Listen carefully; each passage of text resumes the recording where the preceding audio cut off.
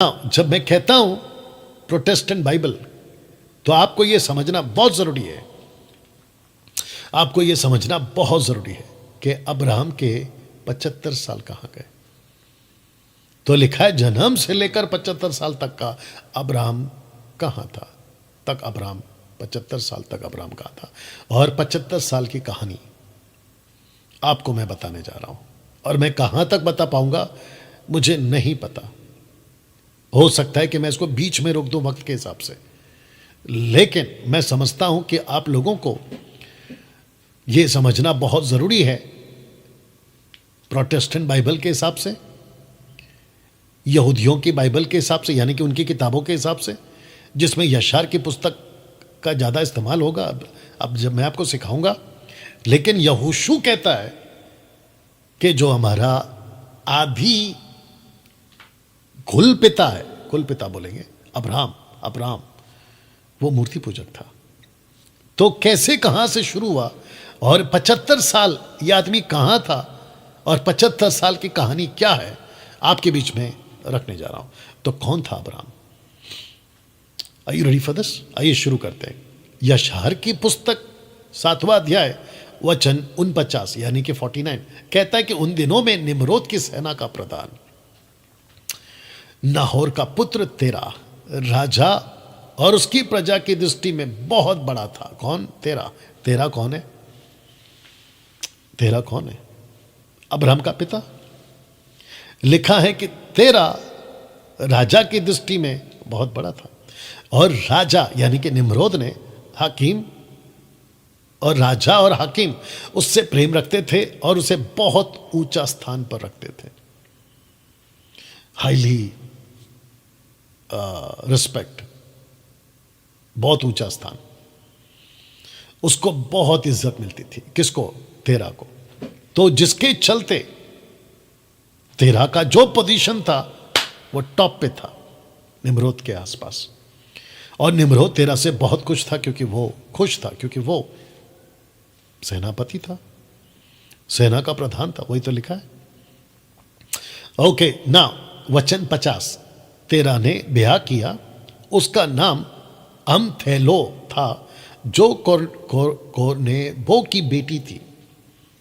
ये यशार कहता है, बाइबल में नहीं लिखा है, मूसा ने इसका जिक्र नहीं किया। उन्हीं दिनों में तेरा की पत्नी गर्भवती हुई, उसके एक पुत्र उत्पन्न हुआ। जब तेरा का जन्म हुआ तब वह 70 वर्ष का था। अब्राहम का पिताजी ने जब जन्म दिया तो वो 70 वर्ष का था, और अपने बेटे का नाम अब्राम रखा। अब्राम। लगे हाथ और एक बोल दूं, क्या तेरा मुस्लिम था? नो। क्या तेरा यहूदी था? नो। क्या तेरा क्रिश्चियन था? नो। ना मुस्लिम था, ना यहूदी था, ना क्रिश्चियन था। सोच के देखिए, ये तो सब बाद में आया ना, ये तो सब बाद में आया। क्या तेरा हिंदू था?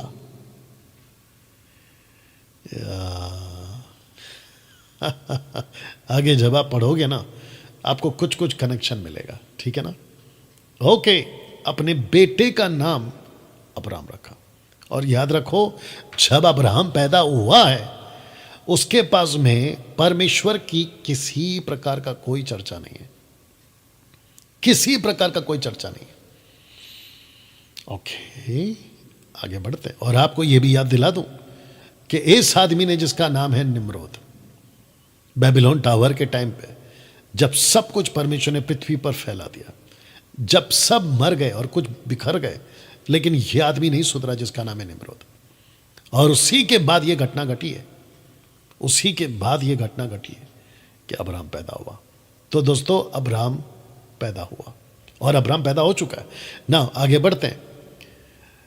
यशार की पुस्तक 8:1 में जिस रात अब्राहम का जन्म हुआ उसी रात को तेरा के सब सेवक और निम्रोद के सब बुद्धिमान लोग और उसके दूत आए, और उसी रात को तेरा के घर में खाया पिया और उसके साथ आनंद किया, क्योंकि लड़का पैदा हुआ भाई, और ऐसे आदमी को पैदा हुआ है जिसका इज्जत बहुत है, हाईली अप्रिशिएटेड है वो। कौन? तेरा, तेरा। तो अब्राहम पैदा हो गया ना। वचन 2, उसी रात ऑन द सेम नाइट, उसी रात सब बुद्धिमान और ज्योतिषी तेरा के घर से निकले और तारों को देखने के लिए आकाश की ओर आंख उठाई, और क्या देखा? तो ये लोग कौन है? बुद्धिमान। ये लोग कौन है? ज्योतिषी। और आप पीछे देख सकते हैं कि मैंने जो बैकग्राउंड रखा है अब्राहम का और आकाश का, तारों का बैकग्राउंड रखा है ताकि आपको कनेक्ट कर सकूं। ओके ना दोस्तों, ज्योतिषी, बुद्धिमान, वो घर से बाहर निकले और निकलते जाते जाते उन्होंने आकाश की ओर देखा, आकाश की ओर आंख उठाई, और क्या देखा कि एक बहुत बड़ा तारा पूर्व से, याद रखो पूर्व से, ईस्ट, पूर्व से आकर आकाश में चमक रहा है।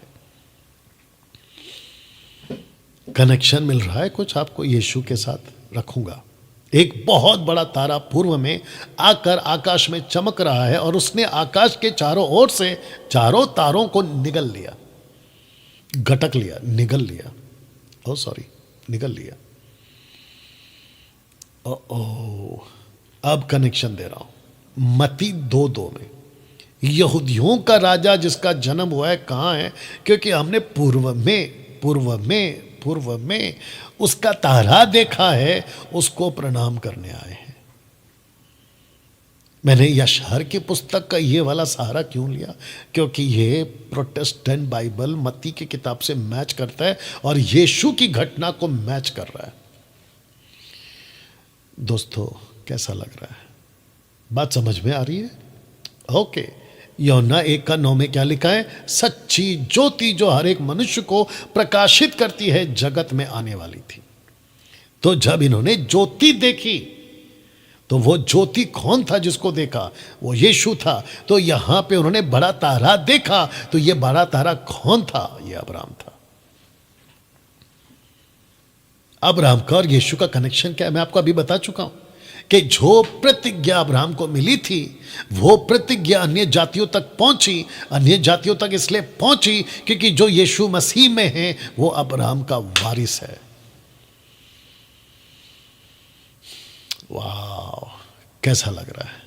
सी तो लिखा है कि जो ज्योति जगत में चमकने वाली थी, आने वाली थी, वो यीशु था।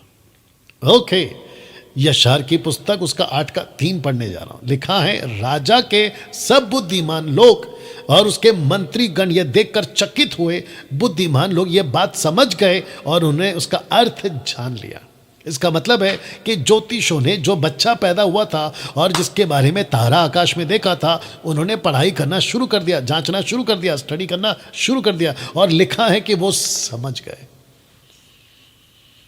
वो समझ गए, जैसे यहां के ज्योतिष समझ गए।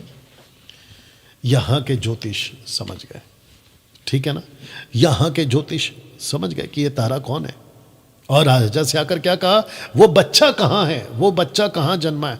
हम उसको देखने आए, उसको प्रणाम करने आए। और जब देखा तो कौन था वो? यशुआ, यीशु, जीसस क्राइस्ट। यहां पर भी ये लोग समझ गए। अब इसको पढ़िए वचन 4। उन्होंने आपस में कहा, यह तो उस बालक का प्रतीक है।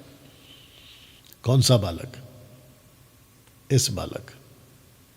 वाह, इनको कैसे पता चला कि ये उस बालक का प्रतीक है, जैसे इनको पता चला कि ये बालक कौन है? कनेक्शन देखिए आप। तो इसका मतलब क्या है?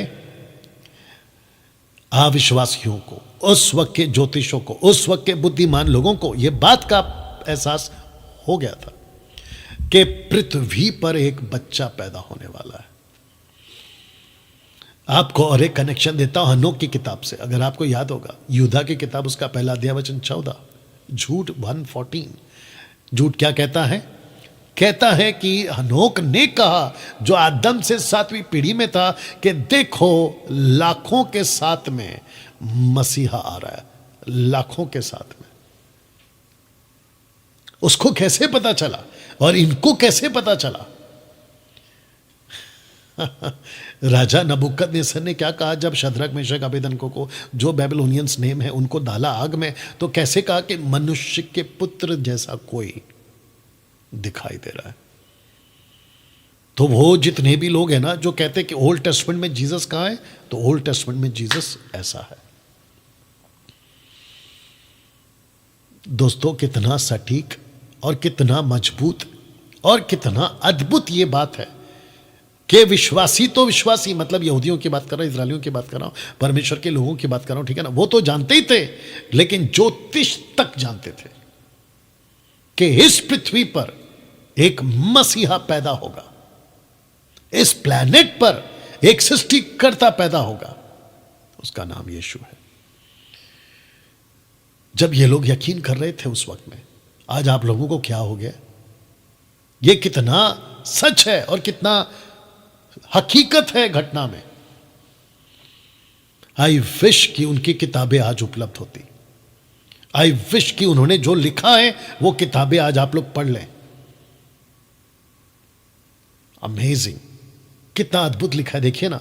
उन्होंने आपस में कहा ये तो उस बालक का प्रतीक है जो आज रात को तेरा के यहां उत्पन्न हुआ है, वो बड़ा होकर फूलेगा, फलेगा और सारी पृथ्वी का अधिकारी होगा, अधिकारणी होगा। परमेश्वर ने क्या कहा था अब्राहम को बुलाते वक्त में? मैं तुझे पूरी पृथ्वी पर फैला दूंगा और भूमंडल के सारे लोग तेरे द्वारा आशीष पाएंगे। वाह! ये ज्योतिषी और ये बुद्धिमान लोगों को ये बालक गले की हड्डी क्यों बन गया पता है? क्योंकि ये जो बालक है ना अब्राहम, ये उसका प्रतीक है जो यीशु पैदा होने वाला था, जिसको ढूंढते हुए ये ज्योतिषी यहां पहुंचे थे। बोला बड़ा गजब का लड़का है ये। कौन? अब्राहम। बोला क्यों? बोला ये उस बालक का प्रतीक है जो आज से कुछ सालों के बाद, हजारों सालों के बाद पैदा होगा बैतलहम में, जिसकी प्रोफेसी कई प्रॉफिट्स ने करी है। मीका की किताब का 5वां अध्याय 1 से, ए अप्रता तू जो छोटा है तुझ में से एक अधिपति पैदा होगा। कई प्रोफेसीज हैं, यशाया, यरमाया, डैनियल, इन सब के द्वारा पता चला। और उस वक्त में जो अविश्वासी राजा होते थे उनको तक को पता होता था, उनके जो ज्योतिषी होते थे उनको तक को पता होता था। तो यीशु अब्राहम की तरह पैदा हुआ और इन सब को यहूदी समझ जाते थे और समझ भी गए थे जब यीशु पैदा हुआ था। कुछ मुस्लिम्स सो कॉल्ड कहते हैं कि मरियम से यीशु कैसे पैदा हो सकता है, बिना शारीरिक संबंध के कैसे पैदा हो सकता है। ए पागलों, ये सब योजना में बना है, ये सब परमेश्वर ने प्लान किया हुआ है, जिसको समझना बहुत जरूरी है। मुझे घमंड है कि मैं ऐसे परमेश्वर को मानता हूं जिसका यह इतिहास है। वक्त रहते 1993 में मेरी आत्मिक आंख खुल गई। मार्च 16 तारीख को मैंने अपना जीवन यीशु को दिया। और जो अभी देख रहे हैं, मैं आपसे पूछूंगा, क्या ऐसे परमेश्वर को तुम नहीं जानना चाहोगे? क्या ऐसे गॉड को तुम नहीं जानना चाहोगे? स्टडी करो, पढ़े लिखे हो ना, स्टडी करो।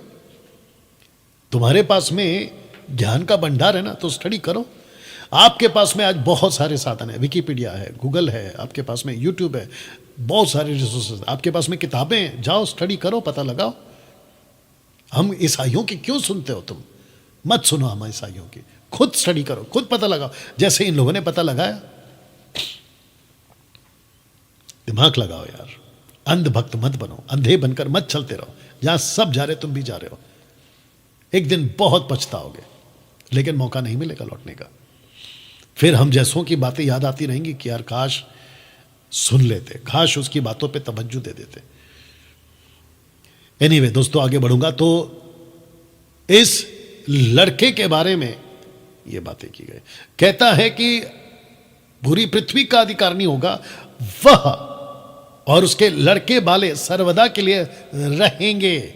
वंश महान राजाओं को मार डालेगा, उनकी भूमि पर कब्जा कर लेगा।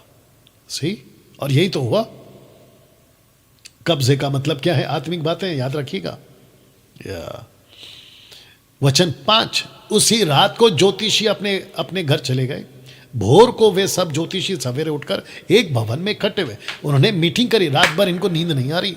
बोला ये लड़का कैसा है, ये कैसा तारा देख लिया जो चारों तारों को निगल गया, चारों दिशाओं के, कुछ तो है, राजा को बताना होगा।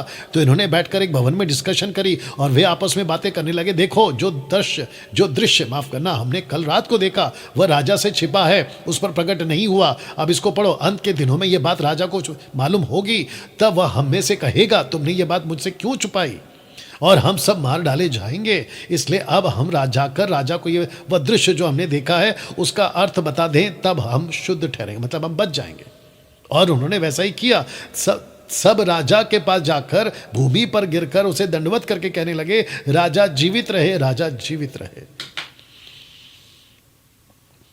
इसको कहते हैं कि ज्योतिषों ने बोला कि नहीं छुपा सकते राजा से, क्योंकि ये लड़का बड़ा होगा और कल को तबाही मचाएगा, राज्य को जीत लेगा। तब निम्रोद को अगर पता चल गया कि तुम ज्योतिषों को जब ये सत्य पता चल गई थी और परमेश्वर प्रकट करता है जैसे यीशु के बारे में प्रकट किया, तो तुमने मुझे क्यों नहीं बताया। इस डर के चलते इन्होंने बताया। दोस्तों आगे क्या हुआ सुनिए, लिखा है वचन 9 में, याशार की पुस्तक की बात कर रहा हूं। कहता है कि हमने सुना है कि तेरा सेना का प्रधान नाहोर के पुत्र तेरा के एक बेटा उत्पन्न हुआ, यानी कि नाहोर का पुत्र तेरा और उसका एक बेटा उत्पन्न हुआ है। और हम कल रात को उसके घर आए, रात को उसके साथ खाया पिया, आनंद किया। अब इसको सुनो, जब तेरे दास तेरा के भवन से निकलकर अपने अपने घर जाने को, वहां रात बिताने को निकले, तो हमने आकाश की ओर आंख उठाई और हमको एक बड़ा तारा पर्वत से आता हुआ दिखाई पड़ा। वही तारा भाग गया, वो तारा तेजी से भाग गया। इसका मतलब है कि वो तारा स्वर्ग की तरफ से तेजी से भाग गया, बड़े वेग से आकाश के चारों ओर से 4 महान तारों को निकल गया। वाह, ये 4 महान तारों को निकल गया। आपको दानियल की जो किताब है उसके अंदर नबूकदनेस्सर का दृश्य, स्वप्न आपको कनेक्ट नहीं हो रहा। ये सारी चीजें बिल्कुल सिमिलर है, इसलिए मैं यूज कर रहा हूं इस याशार की किताब को।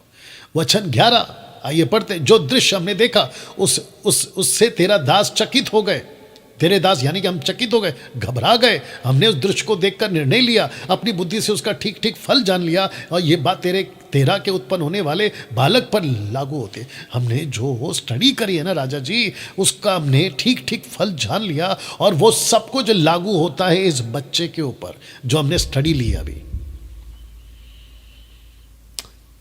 उत्पत्ति की किताब में इतना सब क्यों नहीं लिखा, याशार की किताब में सब कुछ लिखा है। बट अगर रिसोर्सेस हैं तो हम सीखेंगे। वो बढ़ेगा, बहुत बढ़ेगा, शक्तिशाली हो जाएगा, पृथ्वी के सभी राजाओं को मार डालेगा, उनकी सारी भूमि का अधिकारी होगा वह, और उसका वंश हमेशा के लिए रहेगा। यही तो प्रोफेसी करी ना, यही तो वादा किया ना परमेश्वर ने अब्राहम से प्रोटेस्टेंट बाइबल में। वचन 12, अब हे हमारे स्वामी यानी कि निम्रोद, हे राजा, देख हमने इस बालक के विषय में जो कुछ देखा है उसे तुझसे सचमुच परिचित करा दिया, मतलब तुझे बता दिया। वचन 13, राजा को यदि राजा को यह अच्छा लगे कि हम बालक का धाम उसके पिता को दें, और हम उसे इससे पहले घात करें कि वह बड़ा होकर देश में बहुत बड़ा बढ़ जाए, उसकी बुराई हम पर इतनी बढ़ जाए कि हम और हमारी संतान उसकी बुराई से नाश हो जाए। इसका मतलब है कि तेरे दास को बुला ले जिसका नाम है तेरा, उसको पैसे दे दे और बच्चे को कत्ल कर दे। वचन 14, राजा ने उनकी बातें सुनी और उसे अच्छी लगी, और उसने तेरा को बुलाया और तेरा राजा के सामने आया। अब इंटरेस्टिंग पार्ट क्या है कि जो अब्राहम के साथ हो रहा है और जो तारा देख रहा है वो तेरा को नहीं पता है, बाप को नहीं पता है कि ये पीठ पीछे ये सब कुछ हो रहा है। एक तहलका मच चुका है, एक दहशत फैल गई है राजा के भवन में और ज्योतिषों के इलाकों में, एक दहशत फैल गई है। 15 वचन, राजा ने तेरा से कहा, मुझे बताया गया है कि कल तेरे यहाँ एक पुत्र उत्पन्न हुआ और उसके जन्म के समय स्वर्ग में ऐसा देखा गया, इसलिए अब वह बालक मुझे दे दे कि हम उसकी विपत्ति हम पर बढ़ने से पहले उसे मार डाले, और मैं उसके दाम के अनुसार तुझे सोने चांदी से भरा हुआ तेरा घर दे दूंगा, तेरा घर दे दूंगा।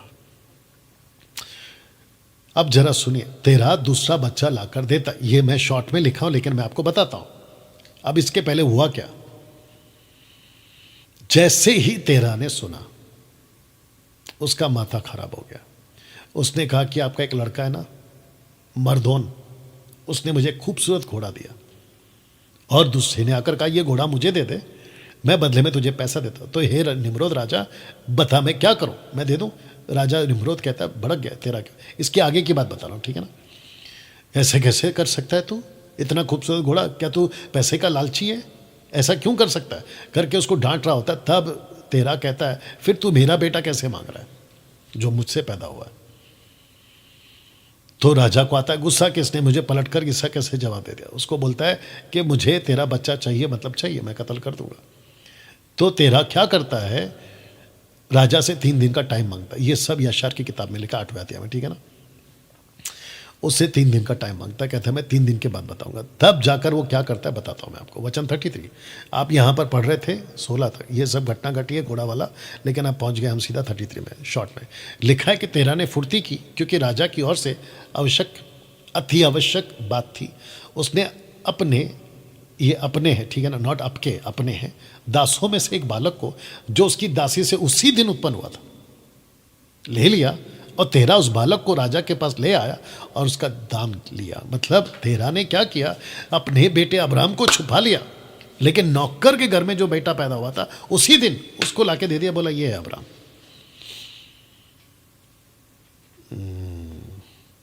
निम्रोद उस बच्चे को मार डालता है। शॉर्ट में बोलता रहा, 34 पढ़ रहा हूं। उस विषय में यहोवा तेरा के संग रहा। किस विषय में? ओके, तू दूसरा बेटा दे दे। और सोच के देखिए, ज्योतिषों तक को भनक होने नहीं दी, उनको तक को यहोवा ने बोला मैं अब्राहम को बचाऊंगा।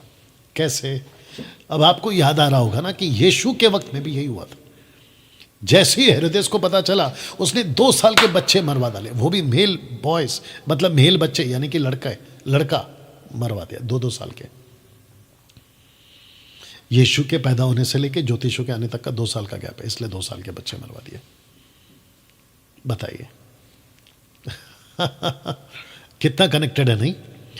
तो इस विषय में यहोवा तेरा के संग रहा, ऐसा ना हो कि निम्रोद अब्राहम को मरवा डाले। इस वजह से राजा ने उस बालक को तेरा के पास से ले लिया, अपनी सारी शक्ति से उसका सिर भूमि पर पटक दिया। बाप रे! इसको कहते हैं कि Nimrod was totally possessed by the demon. Lucifer की ताकत से पोजेस था ये आदमी।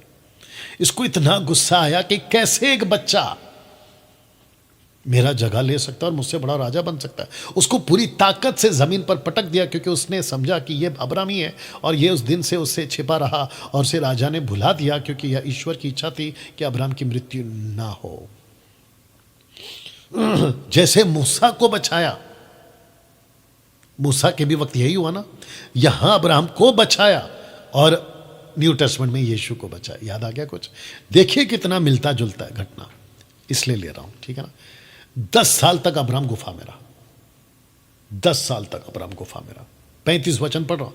तेरा ने अपने पुत्र अब्राहम को उसकी माता और दाही समेत, यानी कि नौकरानी समेत, गुप्त से ले जाकर एक गुफा में छिपा रखा और प्रति माह उनकी भोजन वस्तु उनके लिए लाया करता था। इसका मतलब है कि अब्राहम 10 साल तक गुफा में रहा। अब ये गुफा, केव्स, आपको याद होगा कि जब मैं 19वें अध्याय में आऊंगा ना उत्पत्ति के, लूत की घटना के टाइम पे बताऊंगा कि लूत जब देखता है कि सदम और गमोरा नाश हो गया, भागते भागते उसको पता चलता है कि वो जो शहर है वहां परमेश्वर का डर मानने वाला कोई नहीं है, इसलिए अपनी बेटियों के साथ में वो रहता है कई दिनों तक गुफा में। लूत रहता है गुफा में। उसको कैसे पता चला कि गुफा में रहा जा सकता है? क्योंकि अब्राहम था 10 साल तक गुफा में। कनेक्शन है। 36 यहोवा अब्राहम के संग गुफा में रहा। यहोवा अब्राहम के संग गुफा में रहा। वो बड़ा हुआ। अब्राहम 10 वर्ष तक गुफा में रहा। राजा, उसके हाकिम, भविष्यवक्ताओं, पंडितों ने सोचा कि राजा ने अब्राहम को मार डाला है। Chapter close. वाह! इनमें से किसी को भनक नहीं है या एहसास नहीं है, पहचान नहीं है, और यह परमेश्वर की तरफ से हुआ कि अब्राहम को मैं छुपा के रखूंगा। जैसे मूसा को छुपा के रखा, यीशु को बाद में छुपा के रखा, वैसे अब्राहम को छुपा के रखा। दोस्तों, कैसा लग रहा है? अब्राहम का बड़ा भाई नाहार और उसका बेटा लूत, अब ये पैदा होते हैं उन्हीं दिनों में। अब्राहम का सबसे बड़ा भाई तेरा का पुत्र हारान, एक अब्राहम का जो बड़ा भाई था ना हारान, उत्पन्न हुआ। एक स्त्री उसने ब्याह ली। अब इसको पढ़ो, जब हारान ने उसे ब्याह लिया तब वह 29 वर्ष का था, या 39-29 जो भी था। हारान की पत्नी गर्भवती हुई, उसके पुत्र उत्पन्न हुआ, उसने उसका नाम लूत रखा।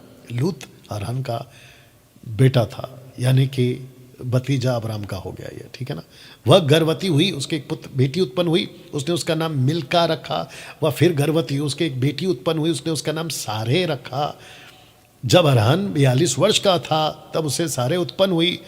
जब अब्राहम की अवस्था का 10वां साल था, उन्हीं दिनों में अब्राहम, उसकी माता और दाई गुफा में से निकल गए, क्योंकि राजा और उसकी प्रजा अब्राहम की बात भूल गए थे ना। दोस्तों, अब्राहम का और सारे का कनेक्शन कैसा रहा है? इंग्लिश में सारा है, इनका कनेक्शन क्या है? जब अबीमेलेक के पास पहुंचते हैं फिलिस्तीन के क्षेत्र में, तो अब्राहम कहता है कि ये मेरी बहन है। किसको कहता है? सारे को कहता है ये मेरी बहन है। कैसे? वो कहता है ये मेरे बाप से तो जन्मी है, लेकिन इसकी मां अलग है। यहां पे भी कुछ ऐसे ही लग रहा है। ओके, तो इसको भी ध्यान में रखिएगा। अब्राहम 39 साल तक नूह के साथ था। ओ तो डैनियल भाई, क्या नूह अभी तक जिंदा है? आपको याद होगा ना एपिसोड नंबर 6 में मैंने क्या कहा था कि आफ्टर द फ्लड जो नूह का जीवन है ना, वो 350 साल का है। और ये 350 साल में मैंने क्या कहा था? पृथ्वी फिर से तबाह हो गई, तबाह मतलब बिगड़ गई, पापी हो गई। और उन्हीं दिनों में जब नूह जिंदा था, बेबीलोन टावर बना। उन्हीं दिनों में पृथ्वी पर लोग तितर बितर हो गए। ये सब कुछ घटा नूह के टाइम पे। और जब अब्राहम 10 साल का था तो वो पहुंचा नूह के पास में। तब लिखा कि 39 साल तक, 39 ईयर्स तक नूह के साथ रहा। वचन 5, 9वां अध्याय का वचन 5। और जब अब्राहम गुफा से निकला तब वह नूह और उसके पुत्र शेम के पास गया। यह हमको उत्पत्ति की किताब में नहीं लिखा हुआ मिला, याशार की किताब में लिखा हुआ है, जिसका जिक्र यहोशू करता है, जिसका जिक्र सैमुएल करता है। इसलिए मैं भी कर रहा हूं और वहां से रिसोर्स ले रहा हूं और आपको सिखा रहा हूं। यह घटना घटी है। बस इतना है कि प्रोटेस्टेंट बाइबल में याशार की किताब को नहीं जोड़ा गया। जो अर्ली चर्च फादर्स थे उन्होंने क्यों नहीं जोड़ा हमको नहीं मालूम, लेकिन अगर हमको कॉपीज ऑफ कॉपीज, जो स्क्रोल्स उस वक्त में थे जो पाए गए, आज अगर उपलब्ध है तो सीखने में कोई हर्ज नहीं है। और यहोवा की शिक्षा और उसकी चाल सीखने को उनके पास रहा। यहोवा की शिक्षा और उसकी चाल सीखने को उनके पास में रहा। 39 ईयर्स तक उनके पास में रहा। और कोई ना जानता था कि अब्राहम कहाँ है, किसी को नहीं पता अब्राहम कहाँ है। लेकिन अब्राहम बढ़ रहा है, बढ़ रहा है, बढ़ रहा है, बढ़ रहा है। जैसे 40 साल मूसा इजिप्ट में बढ़ रहा है, बढ़ रहा है, बढ़ रहा है। जैसे 30 साल यीशु बढ़ रहा है, बढ़ रहा है, बढ़ रहा है। सही। और अब्राहम नूह की और शेम की उसकी सेवा करने लगा। अच्छा लड़का है नहीं? अब्राहम का दिल अच्छा है, आगे रखूंगा। और अब्राहम 39 साल तक नूह के घर में रहा। अब्राहम 3 वर्ष की आयु से यहोवा को जानता था। वाह! जैसे ही लड़का 3 साल का हुआ अब्राहम, लिखा है कि अब्राहम यहोवा को जानता था। ताज्जुब है नहीं? 3 साल का बच्चा यहोवा को जान रहा है।